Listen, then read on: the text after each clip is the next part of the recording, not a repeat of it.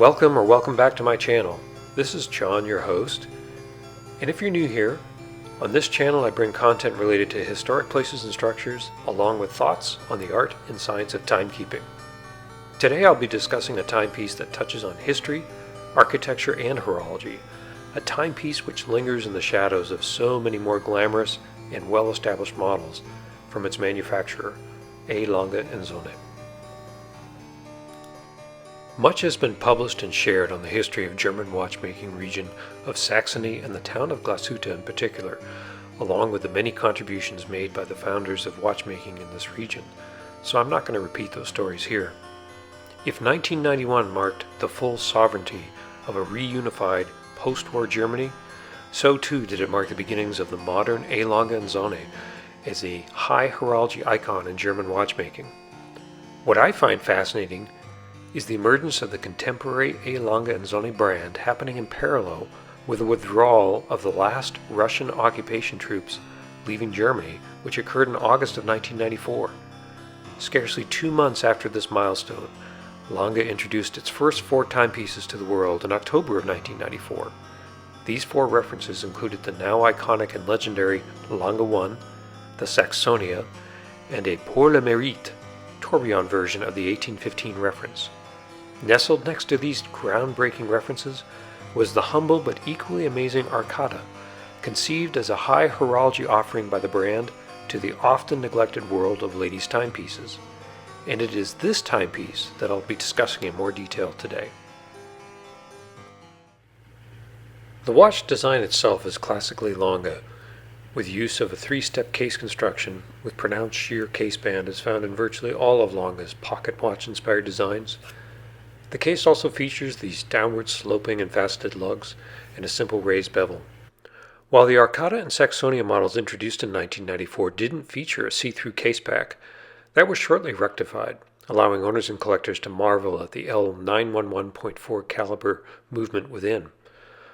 Also notable is the 1994 Saxonia with a closed case back featured the same L911 movement.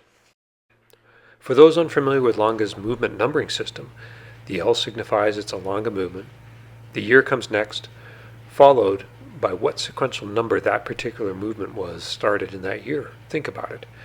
This indicates the L911 movement was started as the first new Lange movement of 1991. The dot 4 indicates that there's been 3 revisions of the original design prior to this version of the movement. The watch featured here has a case of yellow gold. It includes yellow gold hands and indices, as well as Roman numerals at the 3, 6, and 9 o'clock position.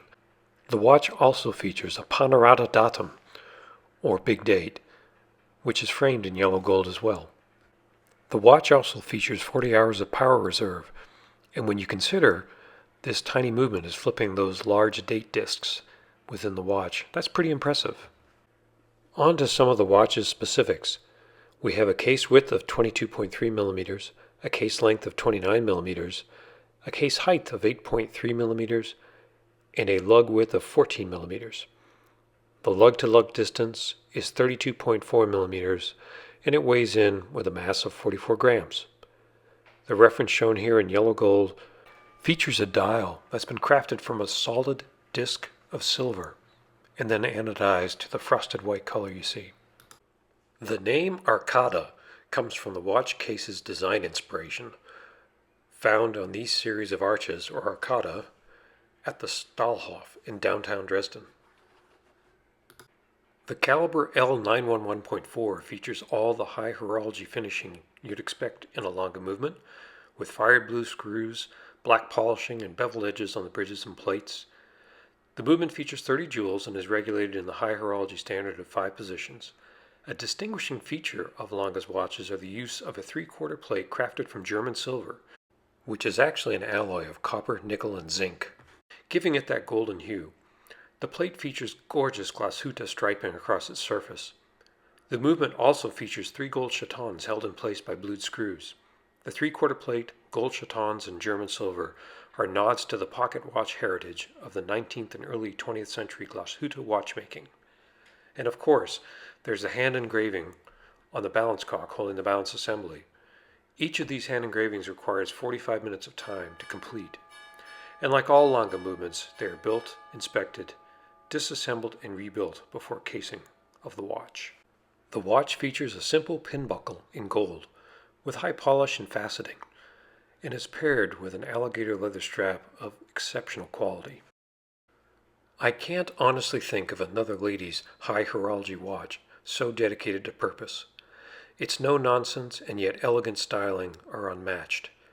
And while versions were later introduced in platinum or white and yellow gold with diamond features, what really shows is the no-nonsense approach out of the starting gate with this watch.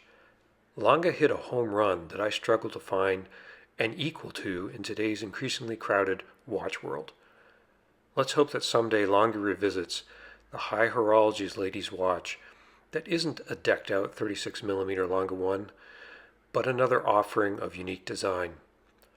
While I'm sure these were never big sellers in the Lange catalog, I, for one, feel lucky that we have the humble Arkade as a reminder that high horology and ladies' watches can indeed go together. I hope you've enjoyed this trip down memory lane looking at the Arkade. I look forward to sharing more content with you in future videos, but until then, take care.